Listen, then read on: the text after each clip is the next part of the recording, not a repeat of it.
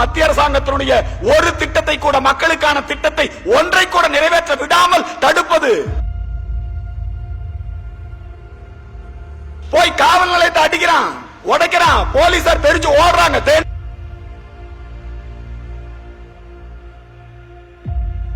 இவங்க சேர்த்திருக்கிற சொத்தெல்லாம் கொஞ்ச நஞ்சம் கிடையாது. நீங்க என்னமோ டாடா, பிர்லா, அம்பானி, அதானிங்கிறீங்க. நீங்க திமுகவோட சொத்தை கணக்கெடுத்தீங்கன்னா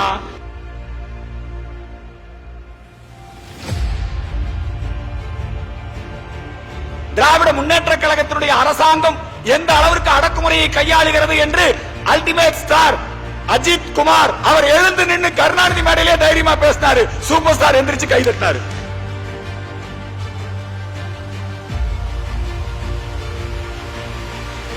இப்ப அண்ணாமலை வந்து லஞ்ச ஊழலை எதிர்க்கிறாரு. இது திமுக எதிரானதல்ல, இது அதிமுக எதிரானதல்ல, லஞ்ச ஊழலை ஒழிப்பதற்கான மக்கள் இயக்கம். ஆகவே நிச்சயமாக அஜித் ஆதரிப்பாரு.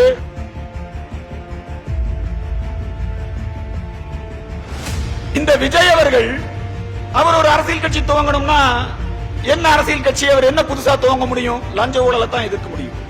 லஞ்ச ஊழலை எதிர்க்க வேண்டும் என்று சொன்னால் அவர் யாரை ஆதரிக்கணும்? மோடி தான் ஆதரிக்கணும்.